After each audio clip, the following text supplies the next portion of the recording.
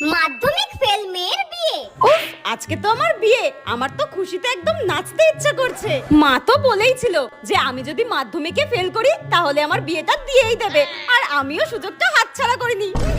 আমি মনে হয় পৃথিবীর একমাত্র মেয়ে যে কোনো সরকারি চাকরিওয়ালা ছেলের সঙ্গে বিয়ে করতে চাই না। বিয়ের পর যদি আমাকে আমব্রেলা বানান, সাইকোলজি বানান জিজ্ঞাসা করতো, আমার তো তখন দাঁত খুলে হাতে চলে আসতো। হ্যাঁ, এক মিনিট, বিয়ের পর যদি আমার কপালে একটা কুচুটে শাশুড়ি জুটে যায় আর সারাক্ষণ আমাকে অত্যাচার করতে থাকে, ভোর 5টার সময় যদি আমাকে ঘুম থেকে তুলে দিয়ে বলে রান্না করো, বাসন মাজো, ঘর মোছো, তখন আমি কি করব?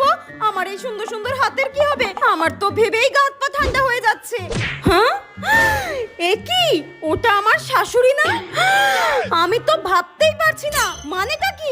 বিয়েতে খাসির মাংস হচ্ছে না বলে আমার শাশুড়ি এইভাবে ঝগড়া করছে? ছি ছি ছি ছি, এবার আমি কি করব? আমি বিয়ে করব না, আমি বিয়ে করব না।